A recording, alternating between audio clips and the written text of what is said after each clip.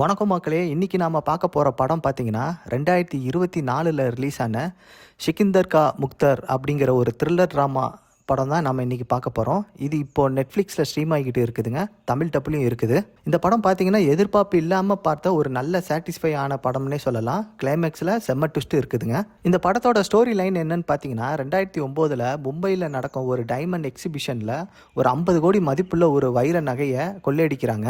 கொள்ளையடிச்சு போன அந்த நகையை கண்டுபிடிக்கிறதுக்கு ஒரு போலீஸ்காரரை அசைன் பண்ணுறாங்க. அவர் யாருன்னு பார்த்தீங்கன்னா கொள்ளையடித்தவர்களை கைது செய்வதில் 100% சக்ஸஸ் ரேட் வச்சிருக்கிற ஒரு காவல் அதிகாரி தான் அவர் தான் அந்த படத்தோட கதாநாயகன். இந்த கேஸ் சம்பந்தமாக அந்த ஹாலில் இருந்து ஒரு 3 பேரை கைது பண்ணுறாங்க. அதில் ஃபர்ஸ்ட் பார்த்தீங்கன்னா ஒரு வயதானவர், ரெண்டாவது பார்த்தீங்கன்னா தமனா, மூணாவது பார்த்தீங்கன்னா இந்த படத்தோட 2வது ஹீரோ. ஸோ இந்த 3 பேரையும் கைது பண்ணுறாங்க. அப்புறம் பார்த்தீங்கன்னா இந்த கேஸ் கோர்ட்டில் நல்லாவே போகுதுங்க. ஹீரோவுக்கு நல்லாவே தெரியும் இந்த 3 பேரில் தான் ஒரு ஆள் இந்த டைமண்டை எடுத்திருக்காங்கன்னு.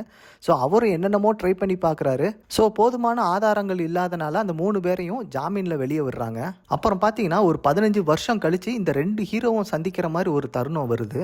ஸோ கடையில் கொள்ளையடித்தவரை கண்டுபிடிக்கிறதுக்காண்டி இந்த ஹீரோ போலீஸ் எந்த எல்லை வரைக்கும் சென்றாரு, அதனால அவர் என்னென்னலாம் இழந்தாரு, பிடிப்பட்ட 2ஆம் ஹீரோவுக்கு வாழ்க்கையில் என்னென்னலாம் ஆச்சு, தமனாக்கு என்ன ஆனது. ஸோ இதுதாங்க இந்த படத்தோட மீதி கதையே. படத்தில் பார்த்தீங்கன்னா 50% ட்ராமாவும் 50% இன்வெஸ்டிகேஷன் கலந்த சீன்ஸ் தான் நிறையா இருக்கும். கண்டிப்பாக ஒரு செம்மையான படம், மிஸ் பண்ணாதீங்க.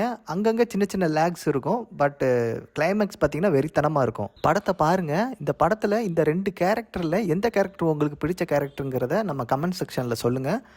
அடுத்த வீடியோவில் சந்திக்கலாம். நன்றி, வணக்கம்.